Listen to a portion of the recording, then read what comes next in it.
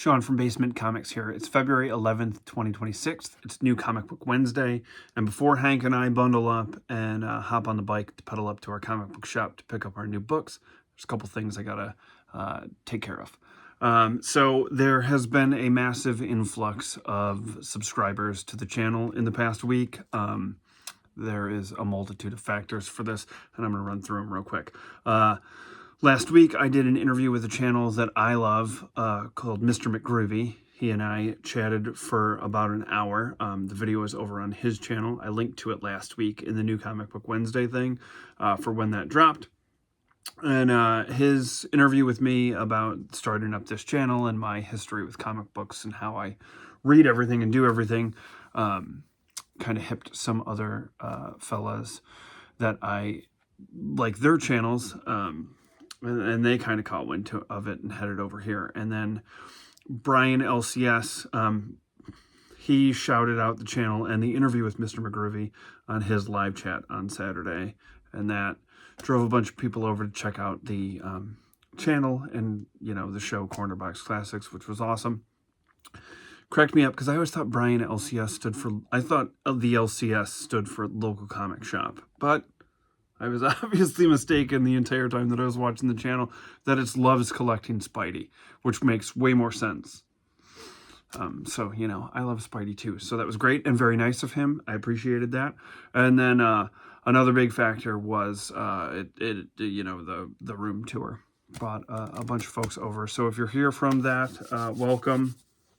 You know, it brought a lot of really nice people over. Couple of haters, which I super appreciated because that's been fun.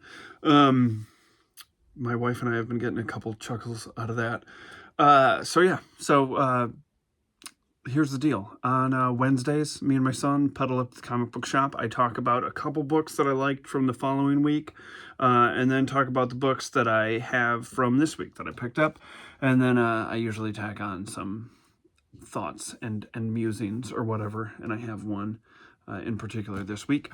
And then I have been going through my collection of comics, my Marvel books, and reading them in order from Fantastic Four #1 through the present, week by week, what I would have picked up if I had like pedaled up to the shop. And I've been doing that for a couple years. And started the channel and kind of pulled that into the channel at October of 1981. So my apologies if you were very concerned about getting my thoughts on every Marvel book, basically, that was released between September of 61, I believe, August of 61 maybe, and October of 1981, because I didn't record any of that stuff. I was just doing that for me. Spoilers, I already made the tea and I already took the bike ride. I ruined it right there. The illusion of YouTube is gone. Yeah, so I needed to get that stuff out of the way before we hit the trails on the bike ride that we've obviously already been on. All right. So all right, we're gonna cut to that and then I'll be back here.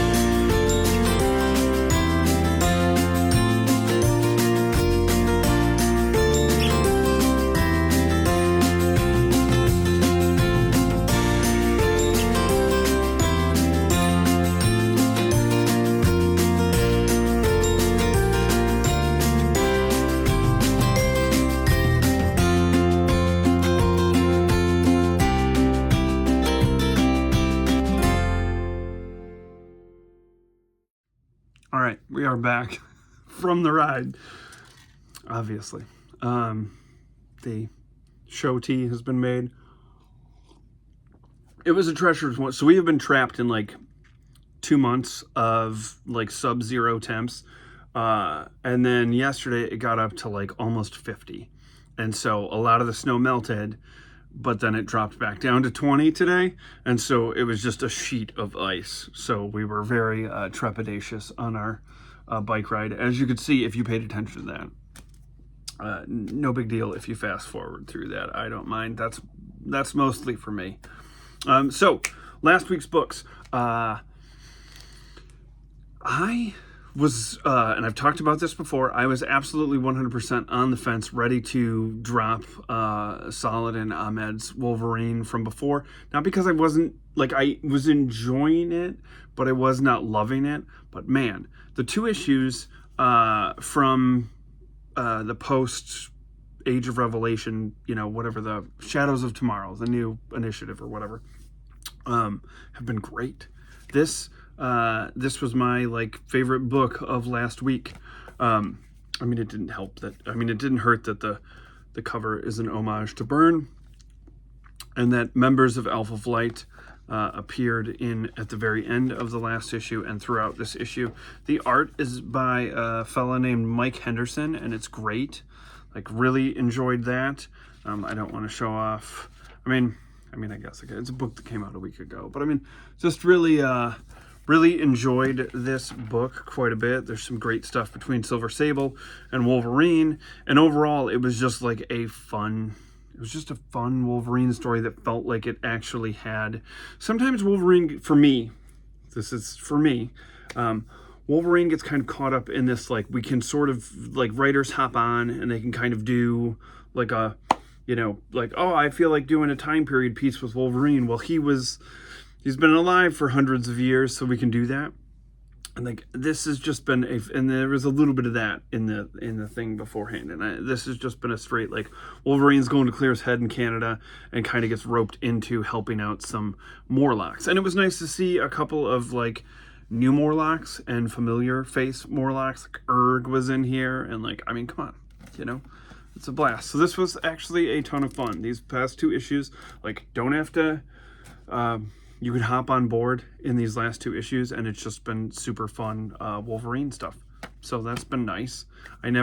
Trust me, I did not think, I keep track. I keep track of obviously, like, I have loads and loads of spreadsheets of everything, so I keep track. And I also like kind of like highlight my pick of the week every week so that I can go back at the end of the year and do like a top 12. I did one last year where I kind of went through, and I would have never expected a Wolverine book to be my favorite book, especially when there was some really good stuff that came out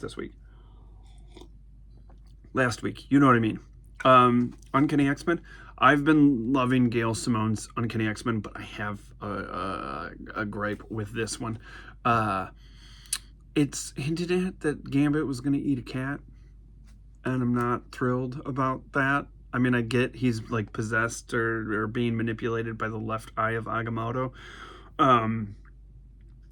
but I don't really want a character that I grew up loving, and I dressed up as for Halloween in 1994, to be eating cats. That's not great. That's a hard thing to come back from. Art's great. You know, it ends with like the Legion of Monsters showing up, and they're like coming for New Orleans. So like the book was fun. It's fun. It was a blast to read. I enjoyed it. Art's good. Gail Simone's writing is great. But there was just this hint of like, was Gambit going to go into the woods and eat a cat? I'm not okay with that.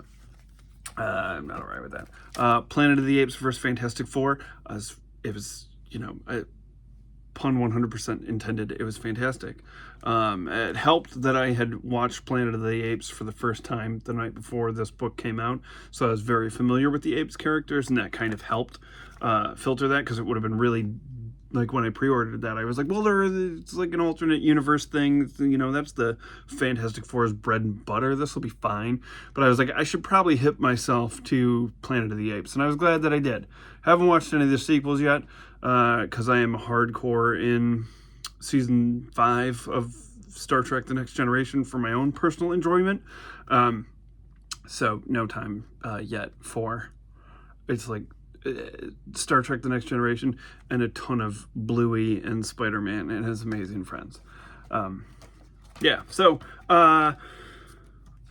Avengers was good, but I'm kind of looking forward to what's coming next for the Avengers, because I've had a bit of an issue with that being like one long 35 issue arc as opposed to like just some fun Avengers stories. But I think that's just an issue I have with comics in general in modern times versus the olden days. Spider-Man was great.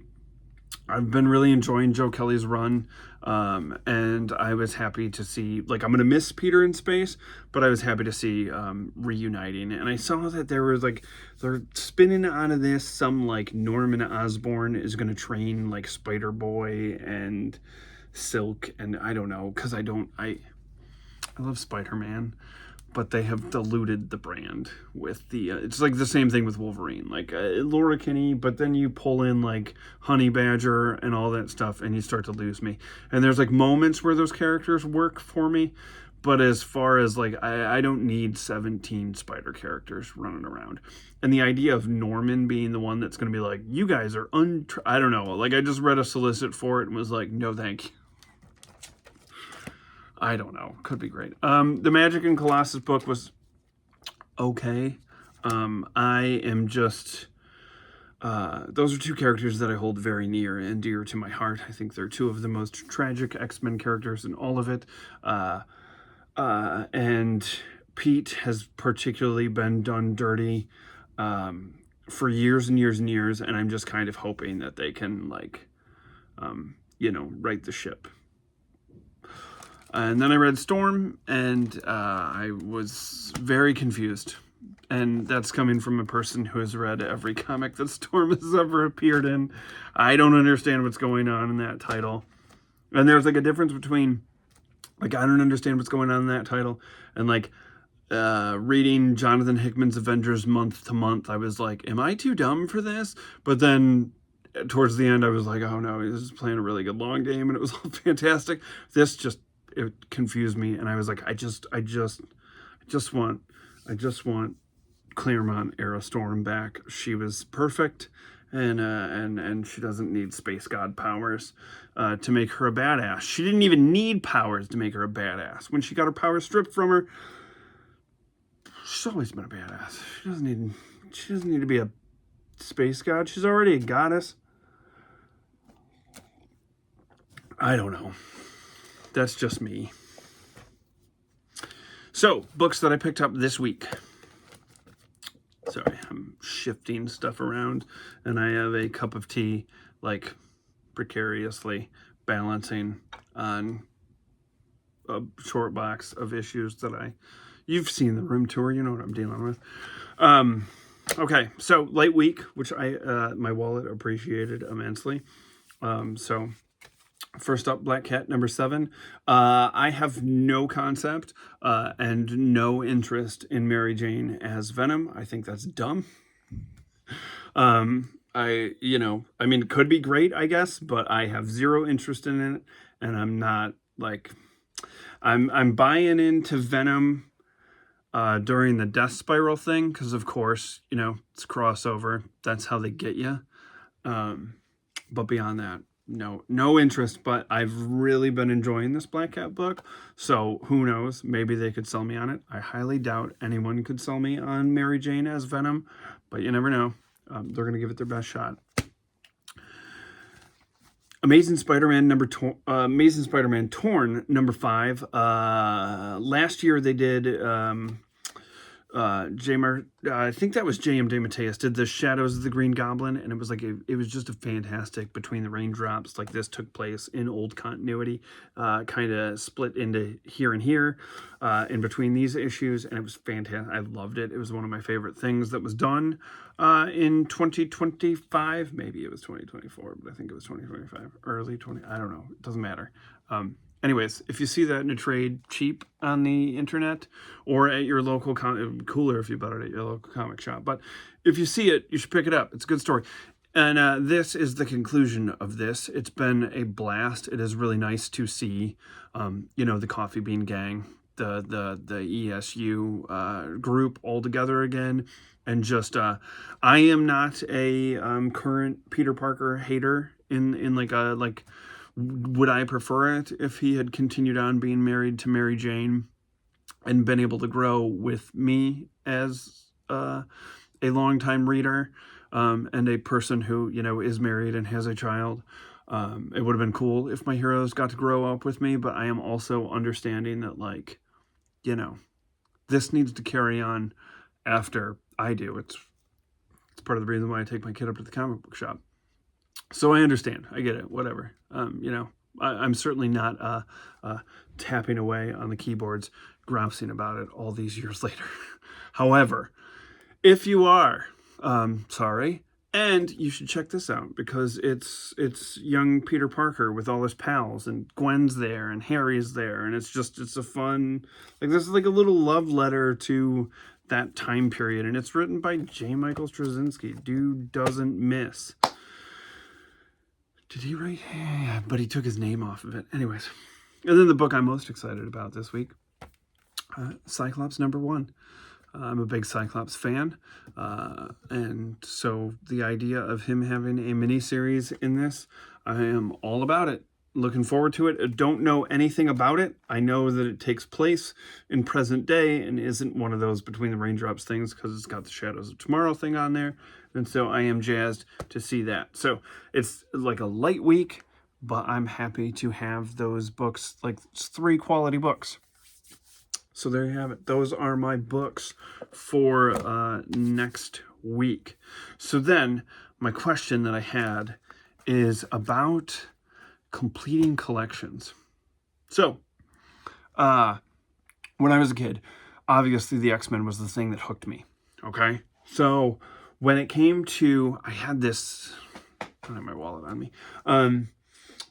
I have a complete run of Uncanny, except for issue #1, because that's way out of my wheelhouse.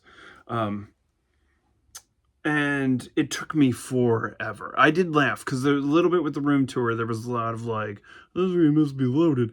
No, this dude has been collecting comic books his entire life. And at a time period when I got like the 60s era X-Men, it was during the height of the Avengers movie, like the MCU eras, when nobody gave a crap about the X-Men. And also, if you look at them, those are not 9.8s, my friend. There's a couple covers barely holding on in those. But yeah, I came into comic books at a time period when, like, and I also never left. Like, I didn't, like, never sold off my collection, I don't know. Anyways, point is that when I was a kid, I was like, oh man, like, I came in like 300. Uncanny X-Men 300 was like my first anniversary issue. And so I sort of was like, all right, I'm going to cut grass and do all that type of stuff. And like, I, as a teen, I had a pretty good lawn cutting racket going on in my neighborhood. And no real responsibilities at that point. So it was like, okay, well, what I'm going to do is I'm going to get, wouldn't it be cool if I could get Uncanny X-Men 200 to 300, right?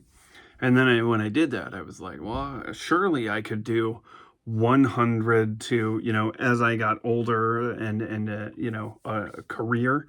And that's sort of how it happened.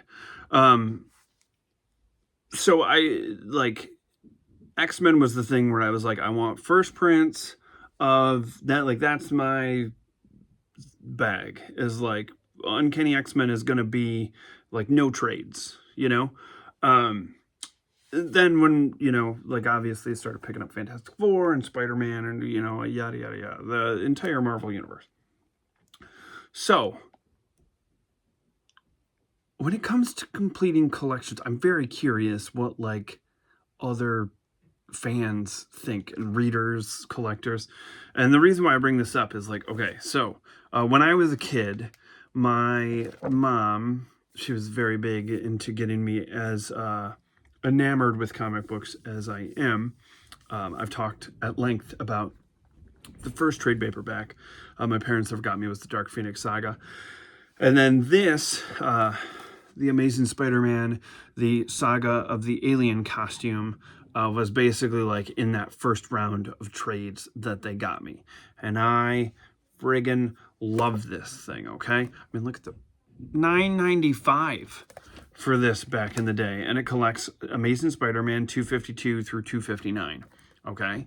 So, as I'm doing my, like, you know, I have completed a run of Avengers, Fantastic Four, and Spider-Man. But the asterisk, and this is where, like, because to me, I'm a reader. Like, yes, this is a collection. I have collected all of these and kept them safe and protected them for most of my life. But I read these all, like, not a day goes by that I'm not reading a comic from this collection somewhere. So, in my mind, my Spider-Man collection is complete. Like, I have the complete Amazing Spider-Man story. And then there is, like, I would love the single issues of 1 through 100. But I have them in Epic Collection. Now, I'm weird when it comes to trades, because, like, an old trade like this that has, like, the same coloring from back in the day, that is, like, I'm all about that. I love that. It's the closest to the originals as we can possibly get. I love Epic collections for them being kind of like, they include the annuals, they include weird, like one-off things kind of from that time period, and it's all packaged kind of in reading order, like how I like to do things with my spreadsheets and stuff like that. So when it came to, like, the first 100 issues of Avengers, first 100 issues of Spider-Man, first 100 issues of Fantastic Four, I have a smattering of issues of those from 1 through 100, like here and there, that I've been able to pick up on the cheap throughout the years. But the complete part of it, those first 100 issues of those 3 titles, are Epic collections. And so, like, 252. That's a stupid price. Like, I was at a shop the other day. That's, like, you know, far, not biking distance. Like, I was in a different city doing something else. There was a comic book shop that I go, if I'm in that area, I go to, I check it out. And they had a 252 up on the wall. And they had it for like $400, right? But I have it right here, right? In this thing that I love, that my mom got me as a kid. And I've, you know, the pages are dog-eared and it's been read a million times.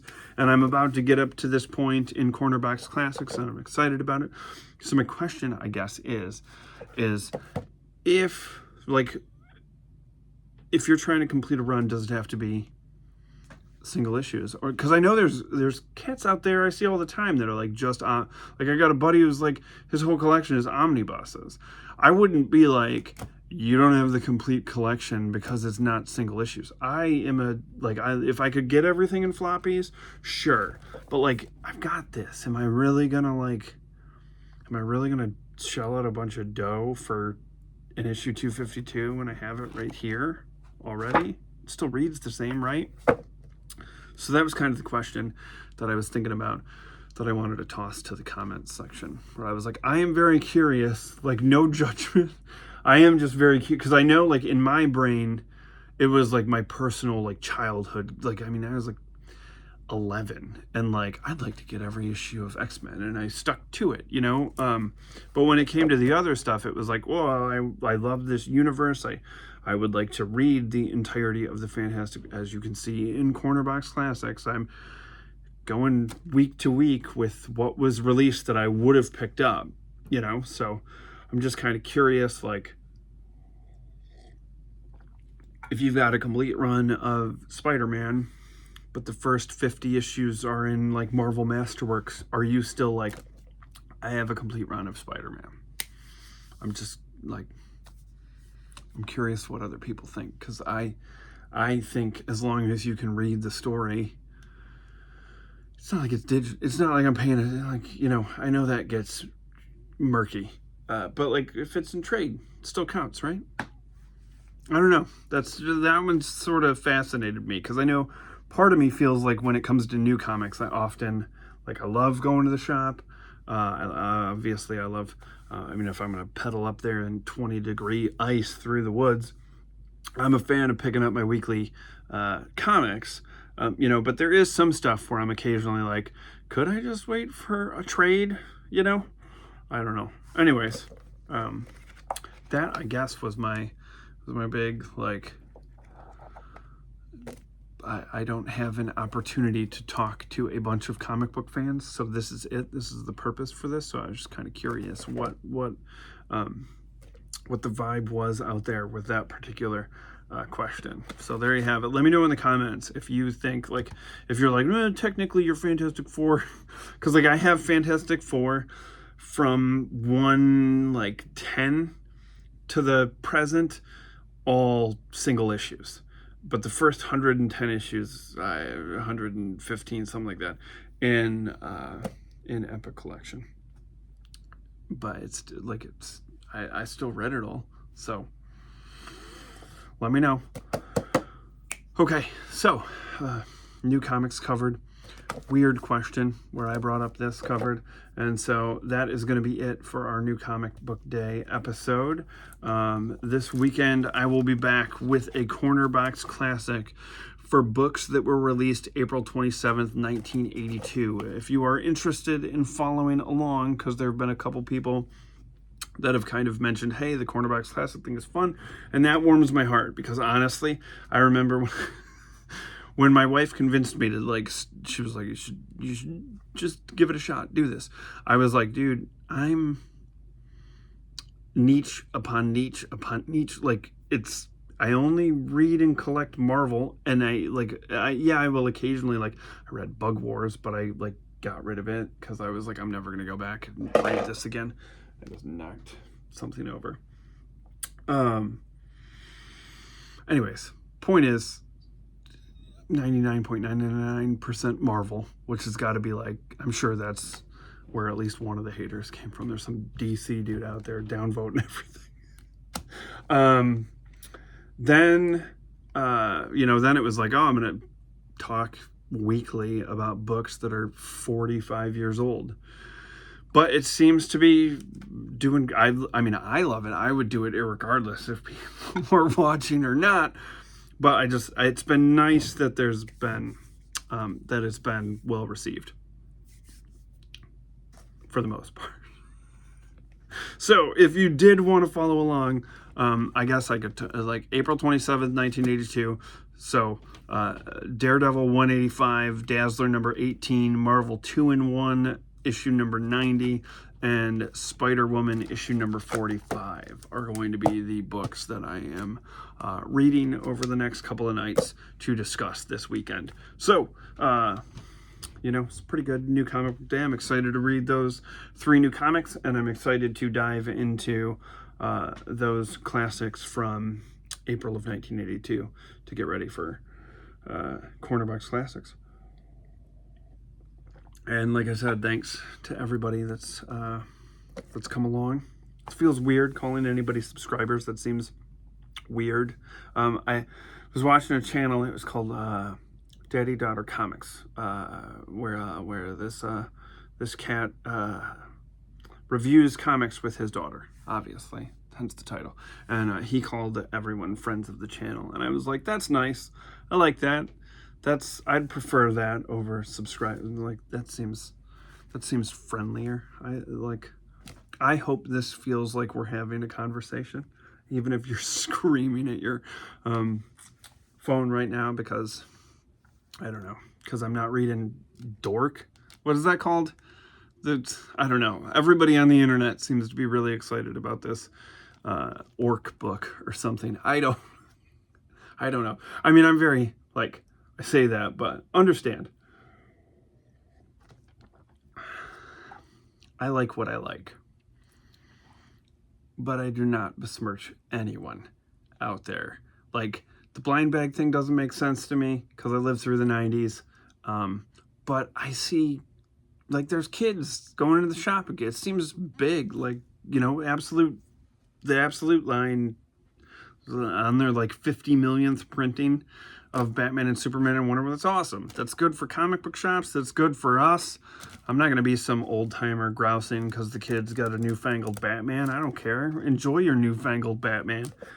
Let me enjoy my Daredevil from 1982 and my Dazzler. Dazzler's so good, man. Maybe one day we'll get Absolute Dazzler. Anyways, I've rattled on for far too long. There's like a bunch of new people, and this is my most unhinged episode. All right, it's the tea. Okay, so I'll be back with Cornerbox Classic. Thanks for, if you've made it, thanks for watching. You know, please let me know.